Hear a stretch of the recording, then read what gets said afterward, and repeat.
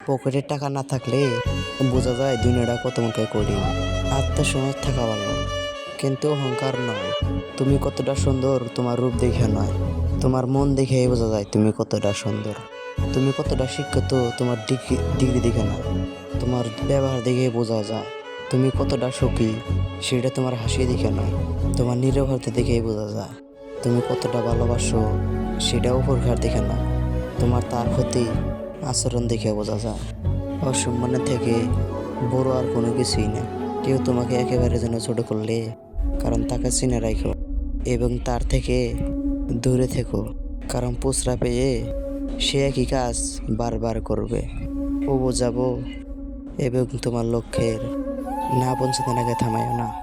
সম্মান জিনিসটা একটা আয়নার মতো, তুমি কাউকে যতটা দেখবে ঠিক ততটাই বেড়ে ভাবে ভেবে পৃথিবীর সেটা বড় আদালত।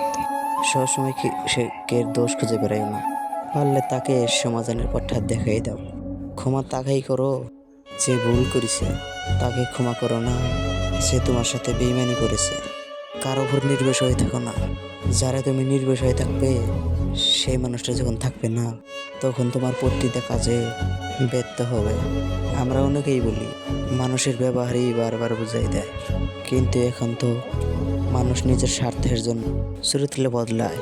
জীবনে সেই মানুষটার জন্যই কাঁদো সে তোমাকে কষ্ট দিয়ে অন্য কারোর সাথে আনন্দের দিন কাটাচ্ছে।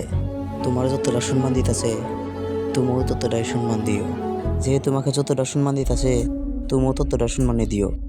বেশি সম্মান দেওয়ার চেষ্টা করো না, কারণ মানুষ স্বার্থ ফলাই গেলে সম্মান দেওয়াটাও ভুলে যাবে।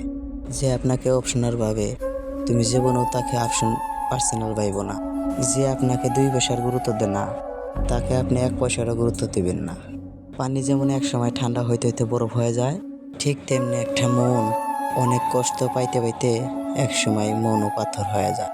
সেদিন দেখবেন রাগ করাটাও ছেড়ে দিয়েছি, সেদিন ভালোবাসাটা আর নেই। কারোর সাথে কথা বলার মাধ্যমে এরকম গল্প শুনবার চাইলে আমার পেজটা অল্প ফলো করে রাখেন, আমরা এরকম গল্প আরও শোনা হবে।